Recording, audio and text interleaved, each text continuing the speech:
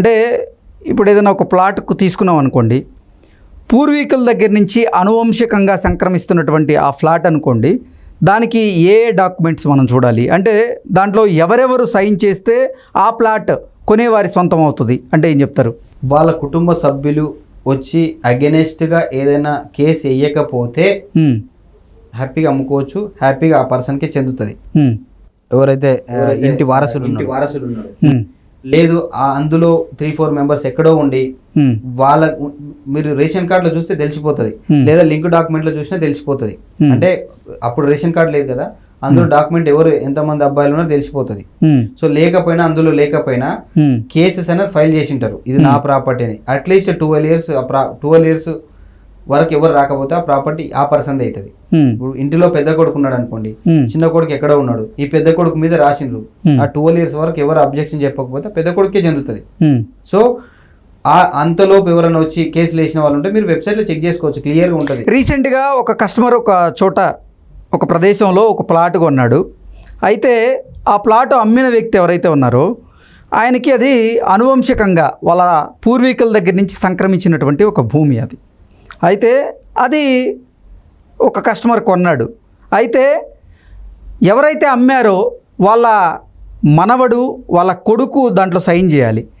ఆధార్ కార్డులో రేషన్ కార్డులో వాళ్ళ ఫోటోలు వాళ్ళ పేర్లు లేవు. మరి ఈయనేమో అసలు కొన్న కస్టమర్ ఏమో ఇతనే ఆ ప్లాట్కి యజమానేమో, ఇతను సంతకం పెడితే సరిపోద్దేమో అని భావించి పాపం అతను మోసపోయి ఇప్పుడు వాపోతున్న పరిస్థితి ఉంది. సో అది ఎలా గ్రహించుకోగలగాలి? అంటే తీసుకునే ముందు ల్యాండ్ విషయంలో జరుగుతాయి ఇలాంటివి, మేజర్గా ల్యాండ్ విషయంలో జరుగుతాయి, ప్లాట్ విషయంలో జరగదు. ఎందుకంటే ఎల్పీ నెంబర్ ఇచ్చేటప్పుడు రెరా నెంబర్ ఇచ్చేటప్పుడు అన్ని చెక్ చేసుకొని ఇస్తారు. దానికి పర్టికులర్ ఒక డిపార్ట్మెంట్ ఉంటుంది. సో కొనేవాళ్ళు కానీ ఓ లాయర్స్ 3-4 మెంబర్స్ అడ్వకేట్స్ ఉంటారు, హైకోర్టు అడ్వకేట్స్, ఇవన్నీ ఫర్దర్ చూసుకొని ఈ వెంచర్లో 99% 100% చెప్పట్లేదు, 99% జరగవు. ఏదో చిన్న జరిగితే జరగవచ్చు, స్కోప్ లేదు. ఒకవేళ అసలు అది కూడా జరగకుండా మనం నివారణ చర్యలు తీసుకోవాలంటే మనం ఏమేం చూస్తే బెటరు? ఏ డాక్యుమెంట్స్ మనం ప్రాపర్గా పక్కాగా చూడాలి, పాటించాలి అంటే ఏం చెప్తారు? 30 years లింక్ డాక్యుమెంట్తో పాటు పహానీలు అన్ని చెక్ చేసుకోవాలి. 50 years పహానీస్ అన్ని ఉంటాయి కదా, ఆ పహానీలో క్లియర్ ఉంది, వంశపారంపర్యంగా వచ్చిందా లేకపోతే ఎవరైనా నమ్మితే వచ్చిందా. సో ఆ పహానీలో తెలిసిపోతుంది వాళ్ళు ఎంత అందమందమ్ములు. ట్రీ ఉంటుంది కదా, ఫ్యామిలీ ట్రీ హిస్టరీ అంతా ఆ పహానీలో తెలిసిపోతుంది. అందులో తెలుసుకుంటే సరిపోతుంది. తెలంగాణలో రీజనల్ రింగ్ రోడ్ వచ్చింది. అది ఏ ప్రాంతాలను కనెక్ట్ చేస్తూ ఉంది? ఆ కనెక్ట్ చేసేటువంటి ప్రాంతాల్లో ఇప్పుడు మార్కెట్ వాల్యూ ఎలా ఉంది? ఏ ప్రాంతంలో ఇప్పుడు అసలు మార్కెట్ వాల్యూ ఎక్కువగా ఉంది? ఏ ప్రాంతంలో మనం ఇన్వెస్ట్ చేస్తే మన ఇన్వెస్ట్మెంట్ ఎంతకాలంలో డబుల్ అవుతుంది అంటే ఏం చెప్తారు? ప్రజెంట్ రెండు పార్ట్లుగా డివైడ్ చేశారు రీజనల్ రింగ్ రోడ్. సౌత్ ఒకటి, నార్త్ ఒకటి. So north part almost land pulling అయిపోతుంది, సర్వే అంతా కంప్లీట్ అయిపోయింది. ఎక్కడెక్కడ కనెక్ట్ చేస్తుంది అది? ఇప్పుడు మనకు బాంబే హైవే తీసుకోండి, బాంబే హైవే సంగారెడ్డి నుంచి మన వరంగల్ హైవే నుంచి విజయవాడ హైవే చోటుపల్లి దగ్గర కనెక్ట్ అవుతుంది. ఇదంతా నార్త్ పార్ట్. సౌత్ పార్ట్ వచ్చి చోటుపల్లి టు ఆమన్గల్ టు షాద్ నగర్ నుంచి మళ్ళీ టు బాంబే హైవే కనెక్ట్ అవుతుంది. So first north part develop అయిన తర్వాత అదంతా రీజనల్ రింగ్ రోడ్ కంప్లీట్ అయిన తర్వాత సౌత్ పార్ట్కి వస్తారు. రీసెంట్ గా సెంట్రల్ గవర్నమెంట్ సౌత్ పార్ట్ కూడా ఓకే చెప్పేసింది. సో అది కూడా సర్వే జరుగుతుంది.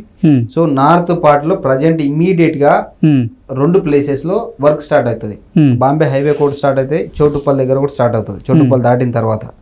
సో ఈ 2 హైవేలు ఇమ్మీడియట్ గా రైజ్ అయ్యే హైవేలు కాబట్టి ఇక్కడ తీసుకుంటే రీజనల్ రింగ్ రోడ్ బేసిస్ మీద చెప్తున్నా, ఈ ఏరియాలో తీసుకుంటే మాత్రం మంచి ఫ్యూచర్ ఉంటుంది. ఓకే, రేవంత్ రెడ్డి గారు మహబూబ్ నగర్ జిల్లాకు చెందిన వ్యక్తి కాబట్టి మహబూబ్ నగర్ జిల్లా వైపే రియల్ ఎస్టేట్ రంగాన్ని అభివృద్ధి చేసే అవకాశం ఉంది అంటూ కొన్ని వార్తలు అయితే వస్తున్నాయి. ఏంటి నిజంగా మహబూబ్ నగర్ వైపే రియల్ ఎస్టేట్ రంగం అభివృద్ధి జరిగే పరిస్థితులు ఉన్నాయా, లేదంటే అసలు ఓవరాల్గా అభివృద్ధి జరుగుతుందా? ప్రస్తుతం ఏ పరిస్థితులు ఉన్నాయి? 90% ఓవరాల్గా జరుగుతుందండి. ఎవరికైనా ఎంతో కొంత ప్రాంత అభిమానము ఆప్యాయతన కొంచెం ఉంటుంది.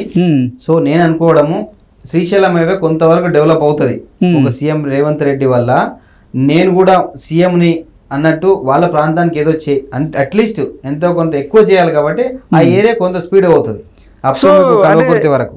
తెలంగాణ ముఖ్యమంత్రి గారు రేవంత్ రెడ్డి గారు ప్రమాణ స్వీకారం చేసిన తర్వాత శ్రీశైలం హైవే వైపే ఎక్కువగా రియల్ ఎస్టేట్ డెవలప్ అయిందని మనం భావించవచ్చు. అయితే డెవలప్ అయ్యిందని భావించలేము, డెవలప్ అవుతుందని భావించవచ్చు. ఓకే, అంటే డెవలప్ కాబోతుంది. అవునండి. ఇప్పుడు ఎలా ఉంది అక్కడ market value? Srisailam well and good. ఇప్పుడు ఏంటంటే అప్ టు కడతాల్ ఆమన్గల్ వరకు సూపర్గా ఉంది. నెక్స్ట్ ఈ గవర్నమెంట్ వచ్చాక, రేవంత్ రెడ్డి గారు వచ్చాక కల్వకుర్తి వరకు మంచిగా ఉంది. ఓకే, తూర్పు వైపు మీకు అప్ టు చుట్టాల వరకు పెట్టుకున్న ప్రాబ్లం లేదు. చోటుపల్ వరకు ది బెస్ట్, అసలు బ్యూటిఫుల్.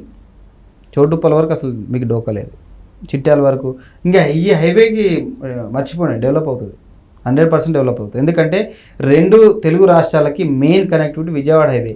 గంటకి 10,000 నుంచి 11 వెహికల్ ట్రావెల్ అవుతాయి ఈ విజయవాడ హైవేలో. సో ఇప్పుడు 6 లైన్ వర్క్ నడుస్తుంది. నెక్స్ట్ విజయవాడ నుంచి చెన్నైకి ఆల్రెడీ 6 లైన్ వర్క్ కంప్లీట్ అయిపోయింది. కాబట్టి ఈ 160-180 కిలోమీటర్స్ గాన కంప్లీట్ చేసినట్టయితే ఇంకా చాలా బాగా డెవలప్ అవుతుంది. హైదరాబాద్లో హై రైజ్ అపార్ట్మెంట్స్కి పర్మిషన్ ఉన్న ఏరియాస్ ఏంటి, పర్మిషన్ లేని ఏరియాస్ ఏంటి? ఎందుకంటే ఈ కొన్ని ఏరియాల్లో పర్మిషన్ లేకపోయినప్పటికీ పర్మిషన్ ఇచ్చారు, మాకు వచ్చింది అంటూ కూడా కొంతమంది కొన్ని ప్లాట్లు వేయబోతున్నారు, డెవలప్మెంట్ చేయబోతున్నారు అంటూ కూడా కొన్ని వార్తలు అయితే వస్తున్నాయి. సో హై రైజ్ అపార్ట్మెంట్స్కి ఎక్కడెక్కడ పర్మిషన్ ఉంది, ఎక్కడెక్కడ లేదు అంటే ఏం చెప్తారు? హై రైజ్ అపార్ట్మెంట్కి క్లియర్గా మాస్టర్ ప్లాన్లో ఉంటుంది. మనం ఏదైతే మాస్టర్ ప్లాన్ తీసుకుంటాం 2031 దాంట్లో మనం జోన్ల వైజ్ డివైడ్ అయి ఉంటుంది.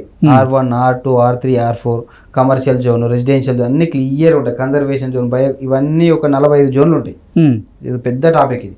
ఈ 45 జోన్లలో ఎక్కడ హైవే, ఎక్కడ హై రైజ్ బిల్డింగ్ కట్టుకోవచ్చు అని అందులో క్లియర్గా ఉంటుంది. సో అది చూసుకోవాలి. ఇక్కడే చూస్తున్నారు అందరూ, ఈ వెస్ట్ వైపే హై రైజ్ బిల్డింగ్స్ వచ్చినాయి అనుకుంటారు. రీసెంట్ గా మనం చూసాము వనస్థలీపురంలో 25 ఫ్లోర్ల బిల్డింగ్ కడుతున్నారు. దాని పక్కన చింతలకుంటలో 40 ఫ్లోర్లకు అప్లై చేశారు. సో హై రైజ్ బిల్డింగ్స్ అనేది నలువైపులో వస్తాయి హైదరాబాద్ కి. కాకపోతే కొన్ని ఏరియాల్లో ఏదో పర్మిషన్ లేదని విన్నాం. అదే కొన్ని ఏరియాలు, ఈ ఏరియాలో కన్జర్వేషన్ జోన్ కొన్ని జోన్లు కన్వర్ట్ అవ్వడం కానీ, ఇంతకు ముందు కొన్ని జోన్లు ఉండింటాయి. ఆల్రెడీ హౌసెస్ కట్టుకున్న వాళ్ళు కొన్ని ఏరియాలు ఉండింటారు కదా, అందులో కన్జర్వేషన్, బయో కన్జర్వేషన్ అట్లాంటి కొన్ని జోన్లలో కట్టుకున్నారు. ఆ ఏరియాలో హై రైజ్ కి పర్మిషన్ ఉండదు. అసలు ఈ 111 జీవో ఏంటి? దీనివల్ల చాలామంది కన్ఫ్యూజన్ అవుతూ ఉన్నారు. అసలు ఈ 111 జీవో ఉంది, ఇంకా ఎత్తే లేదని కొంతమంది, లేదు 111 జీవో ఎత్తేసారు అంటూ మరికొంతమంది. అసలు ఈ 111 జీవో ఉన్న ప్రదేశాల్లో తీసుకోవడం మంచిదా కాదా అంటే ఏం చెప్తారు? 111 జీవో అంటే ఎన్టీ రామారావు గవర్నమెంట్ ఉన్నప్పుడు హైదరాబాదు డ్రింకింగ్ వాటర్ కి 2 నదులు ఉండే, మేజర్ నదులు, ఉస్మాన్ సాగర్, హిమాయత్ సాగర్. ఆ హిమాయత్ సాగర్, ఉస్మాన్ సాగర్ ఆ నదులు పొల్యూషన్ అవ్వద్దని చెప్పి ఆ 111 జియో పర్మిషన్ ఇచ్చారు. ఎందుకంటే జియో పాస్ చేశారు. ఎందుకంటే G+1 కంటే పర్మిషన్ ఎక్కువ ఉండొద్దు. ఆ G+1 హై రైజ్ బిల్డింగ్స్ వస్తే మీరు అన్నట్టు మొత్తం పొల్యూట్ అయిపోతాయి. ఆ చెరువులోకి వాటర్ వెళ్ళిపోతాయి, డ్రైనేజ్ కింద ఉన్న వాళ్ళు ఎట్లా తాగాలి డ్రింకింగ్ వాటర్. సో ఇలాంటి పొల్యూషన్ అవ్వద్దని చెప్పి 1991లో మన ఎన్టీ రామారావు ఉన్నప్పుడు ఆ గవర్నమెంట్ జియో అనేది పాస్ చేసింది. సో అందువల్ల ఆ ఏరియా ఇప్పుడు శంషాబాదు, గోల్కొండ, పెద్ద గోల్కొండ, అక్కడ నుంచి మీకు చేవెళ్ళ వరకు ఆ సరౌండింగ్ మొత్తం అసలు లేదు. 111 జియో ఎత్తేస్తారు అని నేను అనుకోవడం లేదు. అది సుప్రీంకోర్టులో ఉంది. సో ఇమీడియట్ గా ఎవరైనా చెప్పి 111 జియో ఎత్తేస్తారు, మీరు ప్లాట్ కొనుక్కోండి అంటే మీరు అప్రమత్తంగా ఉండండి. నా సజెషన్, నా పర్సనల్ గా మీరు తీసుకోకపోవడమే మంచిది. హైదరాబాద్ పరిసర ప్రాంతాల్లో 111 జీవో ఎన్ని గ్రామాల్లో ఉంది అమల్లో? దాదాపు 100కు పైగా గ్రామాల్లో ఈ 111 జీవో అమల్లో ఉంది. మనం బెంగళూరు హైవే లెఫ్ట్ రైట్ తీసుకుంటే లెఫ్ట్ కు పెద్ద గోల్కొండ కొంత పాటు, అదే విధంగా పాలమాకుల ఈ రైట్ సైడ్ లో తీసుకుంటే మనకు నార్సింగ్ బయట సైడ్ ఉస్మాన్ సాగర్, హిమాయత్ సాగర్ ఆ ఏరియాలో, రాజేంద్ర నగర్ లో కొంత పాటు, ఆ చేవెళ్ళే ఆ సరౌండింగ్ లో కొంత పాటు ఉంది. కాబట్టి ఈ గ్రామాల్లో ఎఫెక్ట్ ఉంది. సో ఆ గ్రామంలో తీసుకోకపోవడం మంచిది. ఓకే, అసలు 111 జీవో అమల్లో ఉన్న చోట్ల మాత్రం ఈ ల్యాండ్ డెవలప్మెంట్కి అసలు పర్మిషన్ అయితే ఉండదు. ల్యాండ్ డెవలప్మెంట్ ఉండదు. కానీ కొంతమంది సృష్టిస్తున్నారు, ఇక్కడ 111 జీవో లేదు అనే మోసాలకు పాల్పడుతున్నారంటూ కూడా కొన్ని వార్తలు చూసాము. ఎలా మోసాలకు పాల్పడుతున్నారు? అంటే 111 జీవో ఉన్న చోట ఎలా మోసం చేయగలుగుతున్నారు అసలు? మోసం చేయగలుగుతారంటే డాక్యుమెంట్ ఉంటుంది, రిజిస్టర్డ్ డాక్యుమెంట్. సో అది జీపీ గ్రామ పంచాయతీ లేఅవుట్ చేసి అమ్మి ఉంటారు. సో అందుకోసమే 2018 నుంచి తెలంగాణ గవర్నమెంట్, టీఆర్ఎస్ గవర్నమెంట్ ఉన్నప్పుడు 2018 నుంచి కంప్లీట్ ఇది వ్యానిష్ చేసింది. గ్రామ పంచాయతీ లేఅవుట్ లేదు, ఓన్లీ మున్సిపల్ పర్మిషన్ ఉండాలి, డిటిసిపి, హెచ్ఎండిఏ పర్మిషన్. సో ఇవి మాత్రమే తీసుకొచ్చారు కాబట్టి అప్పుడున్న గ్రామ పంచాయతీలో కొంతమంది వేసి ఉంటారు కదా. సో సెకండ్ డాక్యుమెంట్ రిజిస్ట్రేషన్ అవుతుంది కాబట్టి ఇక్కడ మీరు హ్యాపీగా 10 ఫ్లోర్లు కట్టుకోవచ్చు అని చెప్తారు. సో అలా మోసపోద్దండి. కంప్లీట్ గా గూగుల్లోకి వెళ్తే 2031 మాస్టర్ ప్లాన్ దొరుకుతుంది. 111 జీవోలో క్లియర్ రెడ్ మార్క్ వేసి ఉంటది. ఆ ఏరియా విలేజ్ నేమ్ తో సహా ఉంటది, సర్వే నెంబర్ తో సహా ఉంటది. అక్కడ తీసుకోకపోవడం మంచిది. ఓకే, అగ్రికల్చర్ ల్యాండ్స్ని కొంతమంది డెవలప్మెంట్ ల్యాండ్స్గా కన్వర్ట్ చేస్తున్నారు. అది కొంతమంది చూపించగలుగుతున్నారు, కొంతమంది చూపించలేకపోతున్నారు. అసలు కన్వర్ట్ చేశారో లేదో ఎలా తెలుసుకోగలం? మీకు వెబ్సైట్లో వెళ్తే క్లియర్ తెలిసిపోతుంది. ఎందుకంటే సపోజ్ మీరు కొనే ముందు కన్వర్ట్ చేసిన ఇదే లింక్ డాక్యుమెంట్లో ఫస్ట్ కాపీ నాల్ ఆర్డర్ ఉంటుంది. నాల్ ఆర్డర్ నాన్ అగ్రికల్చర్ కన్వర్షన్ ఉంటుంది కదా, నాల్ ఆర్డర్ ఫస్ట్ కాపీ అది ఉంటుంది. అందులో ఎన్ని ఎకరాలు ఏ సర్వే నెంబర్లో కన్వర్ట్ చేశారనేది క్లియర్గా తెలుసుకోవచ్చు మనం. అందులో చూసి సరిపోతుంది. ఓకే తిమ్మారెడ్డి గారు, థ్యాంక్ యూ సో మచ్ అండి. Thank you.